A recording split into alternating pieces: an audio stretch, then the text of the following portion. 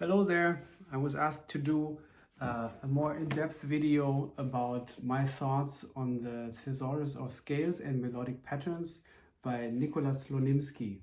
And I'm happy to do that because I have to say this is by far my favorite book that I've worked with, which is in a way easy to say because I never really liked working with books. I usually found it not so interesting, regardless how interesting the content was. Like, just I wanted to be more close to the music. But this book, the best way to explain it is the way that I got to know about this book, which is my second piano teacher. His name was Hans Wanning, and I learned a lot from him. And he early on told me about this book and said, you know, McCoy Tyner practiced out of it, Coltrane practiced out of it. It's a book that is not like a lick school, but what this is a book that gives you ideas. And that's exactly what happened. It totally became true. Like, this is full of interesting things, and things when you check them out, you recognize, oh, I've heard Chick Corea play this. Oh, I've heard Kenny Garrett play this. Oh, I've heard Coltrane play this, but it gave me kind of a foundation of how to look at a musical structure, Tetris, and look at it from different ways and also move it around. Basically, so I have to say, like, I've never really read the written things in here. I just looked at the music and saw what I gravitated towards, and then immediately went on tangents about that particular thing, usually. So I would look through this book and just try to side read things. And whenever I found something that I liked, I made like a bookmark here and then, marked it. So I would find it. Let's see what this is.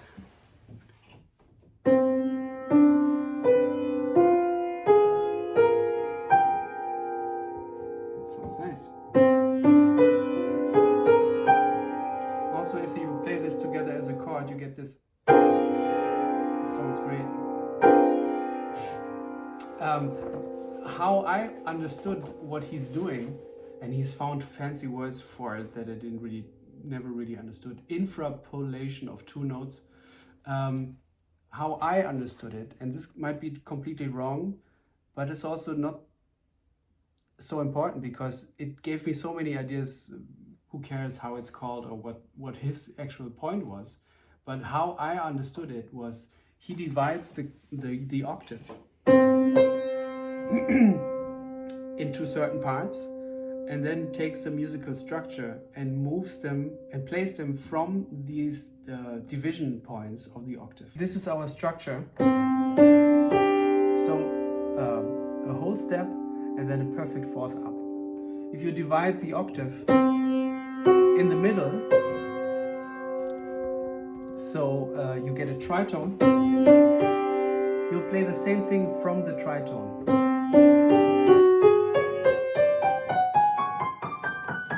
And then it goes down.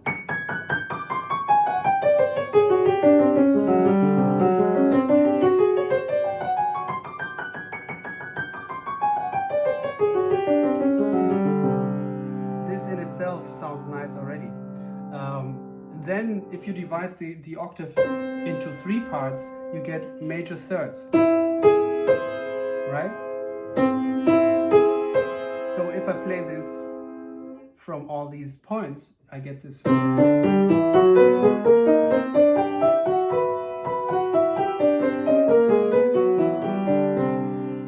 Right? Also sounds nice.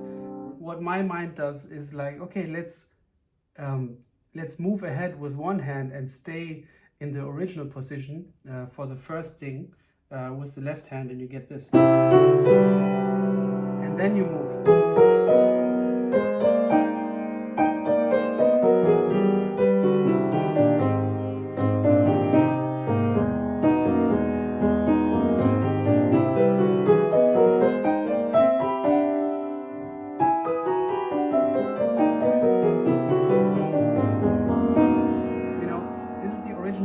of Tetris in a way.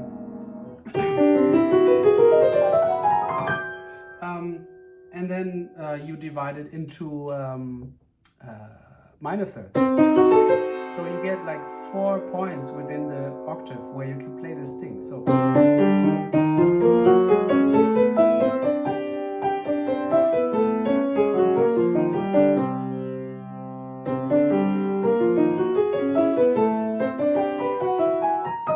sorry, I moved into major thirds.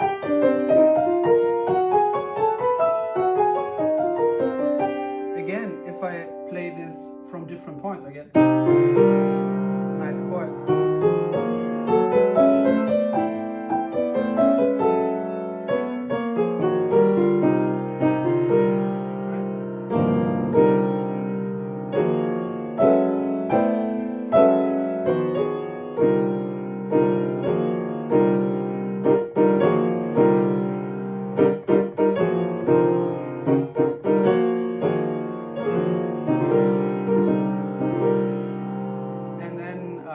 He also does it in whole steps. And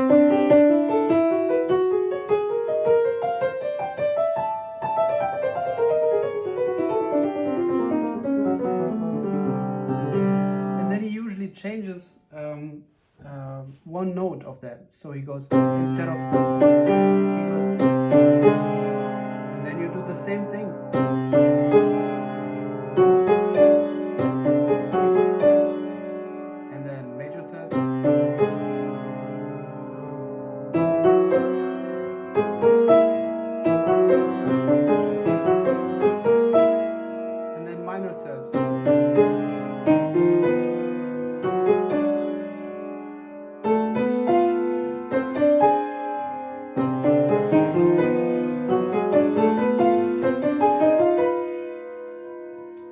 Steps.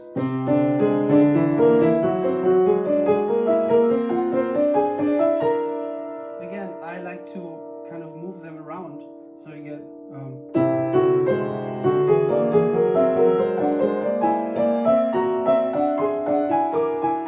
right, you're not playing everything at the same place.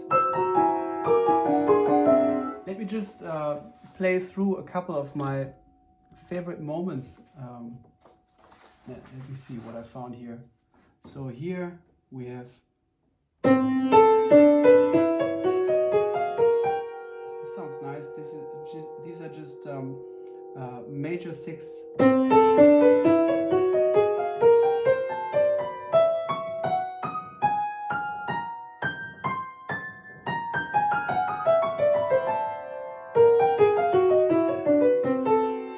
It sounds nice if you move them up in a whole tone. Okay, let's see. Okay, here's two things that I like apparently. This is from a long time ago.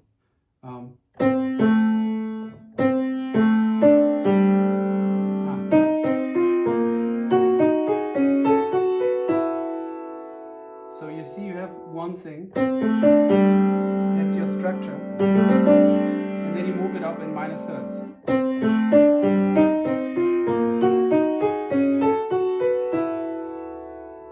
And the same, if you go down, he goes.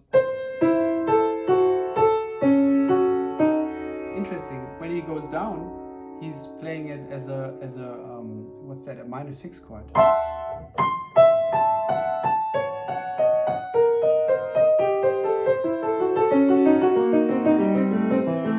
Very nice. And then next one, let's see. Nice.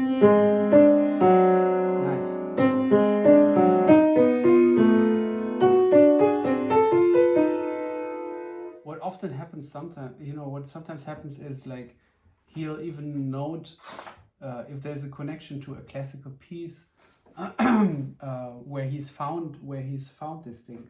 Let me see what's here. These are 12 tones, I guess.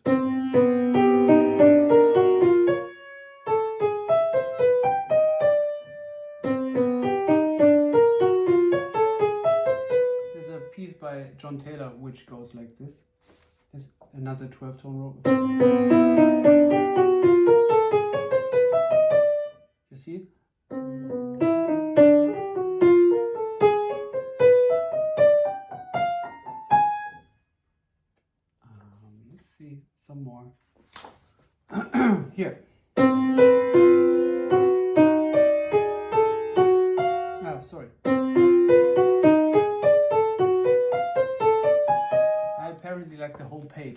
mark the whole page. Let's go quickly through the whole page. And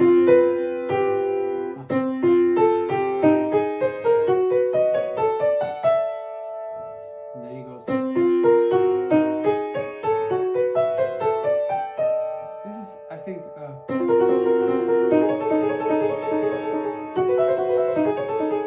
it's one of the piano pieces by Debussy.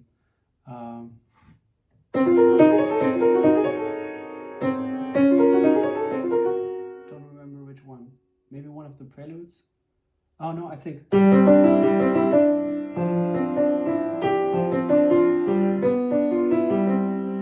I think that's the one.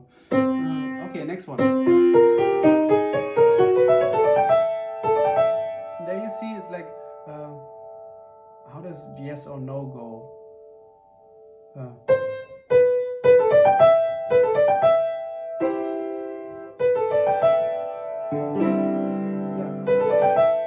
So you find things that you kind of heard before. Next one. This is nice. Okay, next one.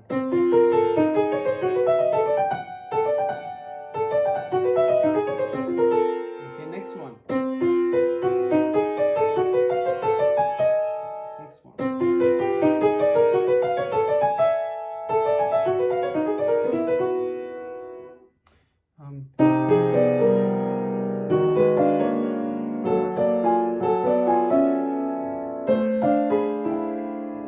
Very nice.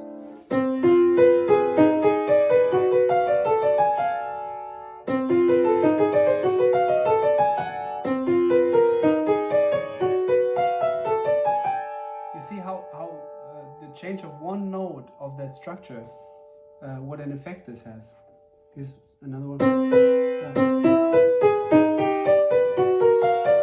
So these are major 7, sharp 5 chords.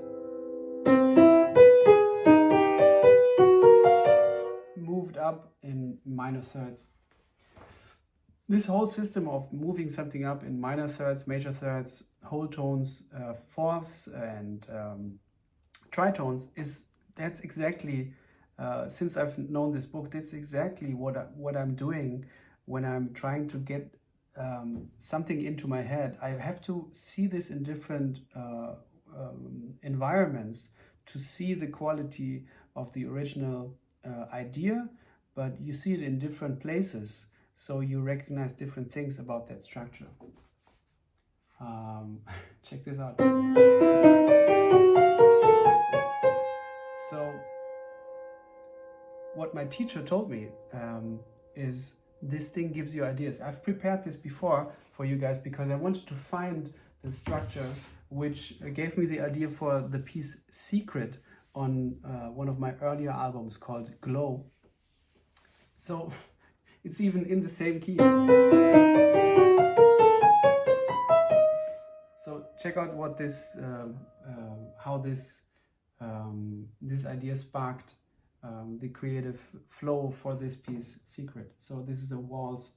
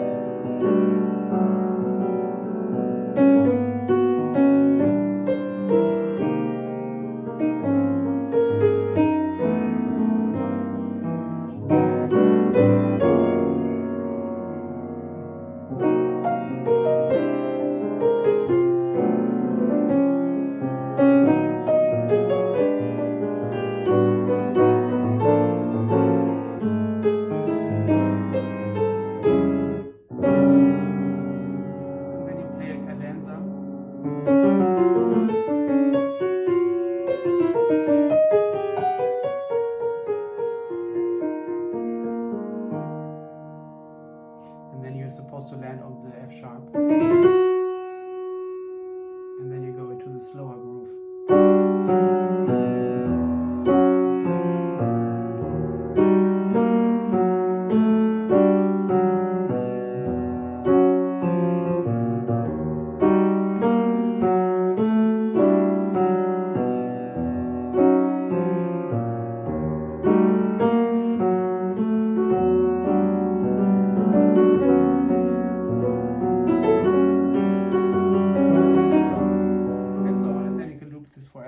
But you see, the original idea came from, but the original idea changed pretty quickly once I got into you know, the creative flow for this piece. So, and now I'm not, you know, playing this more. I'm stopping with it and see what this does to me.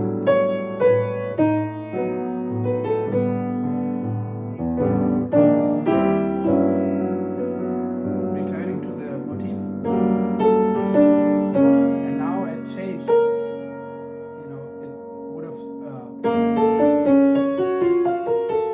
normally would have gone on like this. So, but I'm changing.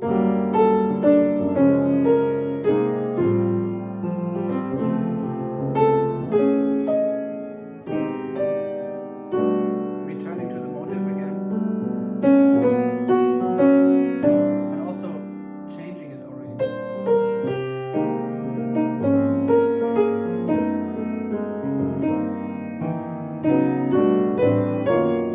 And then we get into this whole other work.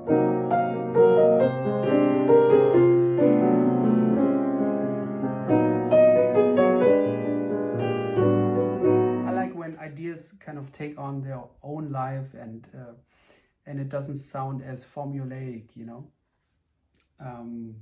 And to me, this really exemplifies what my teacher told me. Is like, this gives you ideas. Also on the same album, there's a piece called Run, and it has a groove, it has a vamp that 3 basses play at the same time, or maybe 2. Anyways, at some pieces of on that album, I had 3 basses. Anyways, they're playing this, sorry, but a minor third apart.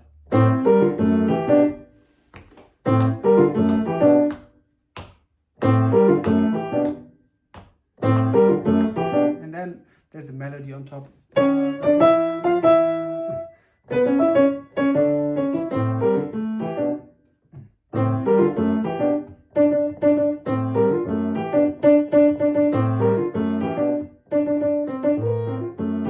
Which is also, you know,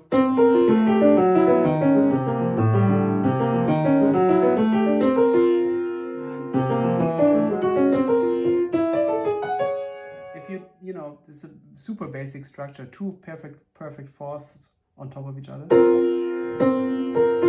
but you don't play them like da da da, you go bo be do.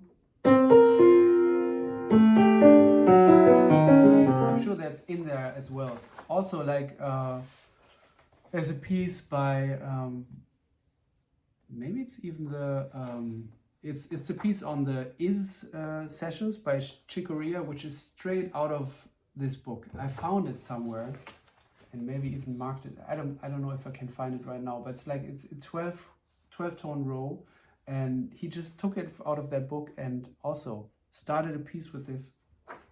This gives you ideas. And at the end also there's like there's a couple of chords that I like, because it's mostly melodic. There's some double things here which I like. And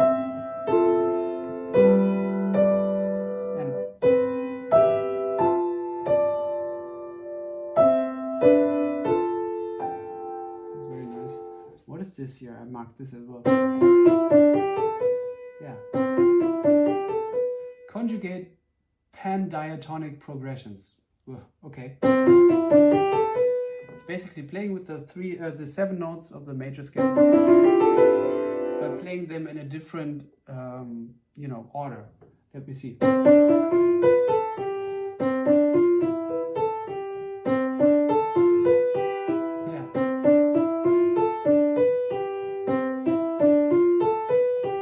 Very nice. And my favorite. And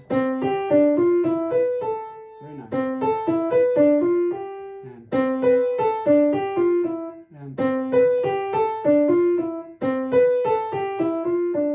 very nice. You can, and to me, I use these things for composition, just in terms of like, okay, I have one idea, but how can I change it around? Because I want to stay creative with it and not only stick to one thing, maybe. like how many ways do I have to look at one cell, you know, and this is very nice. But I was going to show you some of the chords that I like. Oh, let me see what this is. Very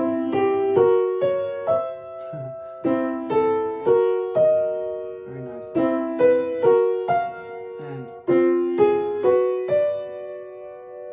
he's, you know, here he's dividing it into the octave in the half, you know, at the tritone. So and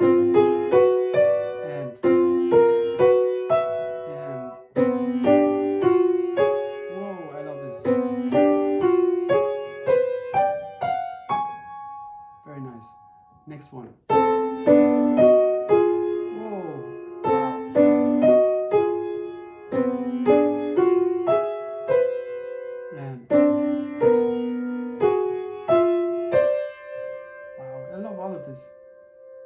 Let me see. Oh, nice. And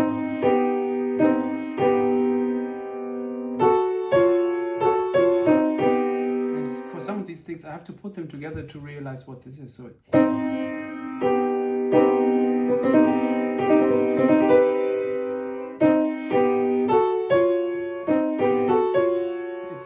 it's a minor major sound, but very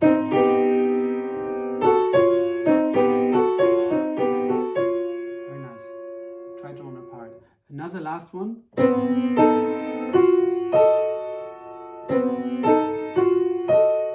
nice. Of course, then I try these things on something that I know, like a standard or original piece. Oh yeah, let me check out. Here's some, he calls them auto-chordal harmonization. Okay, whatever. I like this. This is F sharp major and C major. I'm just going to play all the chords that I marked here. This is A major and A minor.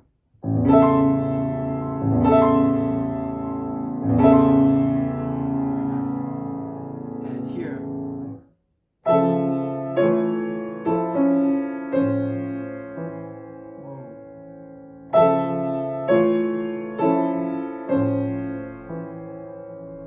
Okay. Oh, then some of them I wrote the, you know, wrote the harmonies into it. D over A flat over D, F over B, B over F, A flat over D, and then F over B, and check out this one, Stravinsky, and A flat over D. Bitonal minor, that's D minor and G sharp minor, G sharp minor and D minor, and F minor and B minor, and B minor and F minor, and G sharp minor and D minor, F minor and B minor, and B minor and F minor, and G sharp minor and D minor. Super nice. And he combines things. Let's see what this is. D major, A flat major, and wow. I mean, all of this comes from the D halftone. I mean, D from the C diminished scale, but over D.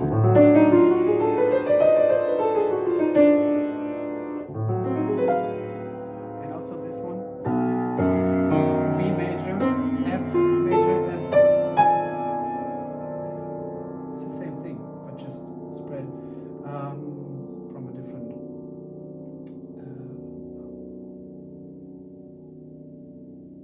different chord. And I've marked this as well. Nice.